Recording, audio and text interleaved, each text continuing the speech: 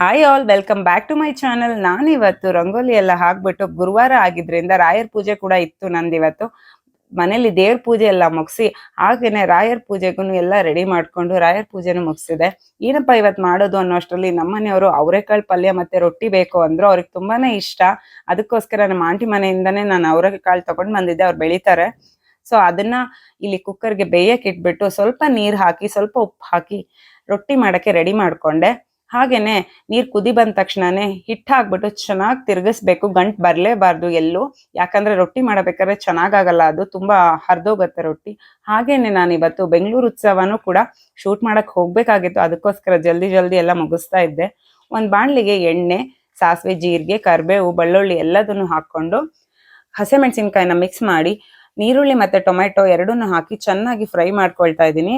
ಹಾಗೇನೆ ಇದು ಸ್ವಲ್ಪ ಬಾಡಿದ್ಮೇಲೆ ಇದಕ್ಕೆ ನಾನು ಅರಿಶಿನ, ಮಸಾಲೆ ಪುಡಿ, ಸ್ವಲ್ಪ ಉಪ್ಪು ಹಾಗೆ ಸ್ವಲ್ಪ ಬೆಲ್ಲನೂ ಕೂಡ ಬೆರೆಸ್ತಾ ಇದ್ದೀನಿ. ಇದು ನಂದು ಅವರೆಕಾಳನ್ನ ಸಿಂಪಲ್ ಆಗಿ ಯಾವ ತರ ಪಲ್ಯಗೆ ಮಾಡ್ಬೋದು ಅನ್ನೋದನ್ನ ತೋರಿಸ್ತಾ ಇದ್ದೀನಿ. ಹಾಗೇನೆ ನನಗೆ ಸ್ವಲ್ಪ ಡಿಹೈಡ್ರೇಟ್ ಅನಿಸ್ತಾ ಇದ್ದಿದ್ರಿಂದ ನಾನು ಎಳ್ನೀರು ಕುಡಿಯೋಣ ಅನ್ಕೊಂಡೆ. ನಂಗೆ ಸಪ್ಪೆ ಎಳ್ನೀರು ಕುಡಿಯೋಕೆ ಇಷ್ಟ ಆಗಲ್ಲ.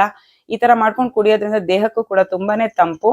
ಸ್ವಲ್ಪ ಎಳ್ನೀರ್ಗೆ ಸ್ವಲ್ಪ ಕಲ್ಸಕ್ರೆ, ಉಪ್ಪು, ಒಂದ್ ಚುಟ್ಕಿ ಏಲಕ್ಕಿ ಪುಡಿ, ಒಂದ್ ಸ್ವಲ್ಪ ನಿಂಬೆಹಣ್ಣು ಹಾಕಿ ಕುಡಿದ್ರೆ ಟೇಸ್ಟ್ ವೈಸು ತುಂಬಾನೇ ಚೆನ್ನಾಗಿರತ್ತೆ ಅಂಡ್ ದೇಹಕ್ಕೂ ಕೂಡ ತುಂಬಾನೇ ತಂಪು. ನೀವು ನೋಡ್ಬೋದು ಹಿಟ್ಟಲ್ಲಿ ಒಂಚೂರು ಗಂಟಿಲ್ಲ, ಅಷ್ಟು ಸಾಫ್ಟ್ ಆಗಿ ನೀಟಾಗಿ ಸರಿ ಆಗಿದೆ. ಆದ್ರಿಂದ ನಾದಬೇಕಾದ್ರೂ ನನಗೆ ಸಮಸ್ಯೆನೇ ಅನ್ಸಲ್ಲ. ಅದು ಗಂಟಾದ್ರೆ ರೊಟ್ಟಿ ಎಲ್ಲ ಹರಿಯತ್ತೆ, ಆಮೇಲೆ ನೋಡಕ್ಕೂ ಚೆನ್ನಾಗ್ ಅನ್ಸಲ್ಲ, ಚೆನ್ನಾಗ್ ಬರಲ್ಲ ರೊಟ್ಟಿ. ಇಲ್ಲಿ ನೋಡಿ ಅವರೆಕಾಳೆಲ್ಲ ಎಷ್ಟು ಚೆನ್ನಾಗಿ ಬೆಂದಿದೆ ಅಂತ. ಬೆಂದಿರೋ ಅವರೆಕಾಳನ್ನ ನಾನು ಮಾಡಿಟ್ಟಿರೋ ಒಗ್ಗರಣೆಗೆ ನಾನು ಮಿಕ್ಸ್ ಮಾಡ್ತಾ ಇದ್ದೀನಿ. ಇದ್ರ ಜೊತೆಗೆ ಒಂದೆರಡು ಕುದಿ ಕುದಿಸ್ಬೇಕು, ಯಾಕಂದ್ರೆ ಅವರೆಕಾಳು ಸಪ್ಪಿ ಇರತ್ತೆ. ಇಲ್ಲಿ ಹಾಕಿರೋ ಉಪ್ಪು, ಹುಳಿ, ಖಾರ ಎಲ್ಲದೂ ಅದ್ರ ಜೊತೆಗೆ ಹೊಂದ್ಬೇಕಂದ್ರೆ ಒಂದೆರಡು ಕುದಿ ಕುದಿಬೇಕು. ಒಂದೆರಡು ಕುದಿ ಕುದ್ಮೇಲೆ ನಾವು ಸ್ವಲ್ಪ ಹಸಿ ಕೊಬ್ಬರಿ ತಗೊಂಡು ಅದನ್ನ ಕಾಯಿ ಹಾಲಾಗಿ ಮಾಡ್ಕೊಂಡು ಅದನ್ನ ಮಿಕ್ಸ್ ಮಾಡಿದ್ರೆ ಸಾಕು. ಸಿಂಪಲ್ ಆಗಿರೋ ಅವರೆಕಾಳು ಪಲ್ಯ ರೆಡಿ ಆಗ್ಬಿಡತ್ತೆ. ಅಂಡ್ ಟೇಸ್ಟ್ ವೈಸ್ ಕೂಡ ತುಂಬಾನೇ ಚೆನ್ನಾಗಿರುತ್ತೆ. ನಮ್ಮ ಮನೆಯವ್ರಿಗಂತೂ ತುಂಬಾನೇ ಇಷ್ಟ. ಅವ್ರು ಅದಕ್ಕೆ ಯಾವಾಗ ರೊಟ್ಟಿ ಮಾಡ್ತೀಯಾ ನೀನು ಅಂತ ಇದ್ರು. ಸೊ ಅದಕ್ಕೆ ನಾನು ರೊಟ್ಟಿ ಮಾಡಿ ಅವರೆಕಾಳು ಪಲ್ಯ ಎಲ್ಲ ಹಾಕಿ ಕೊಟ್ಬಿಡೋಣ ಅಂತ ರೊಟ್ಟಿ ಉದ್ದುತ್ತಾ ಇದ್ದೀನಿ.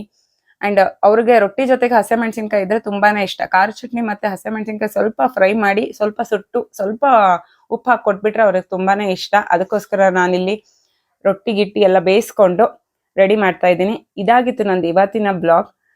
Thank you for watching. Please subscribe my channel.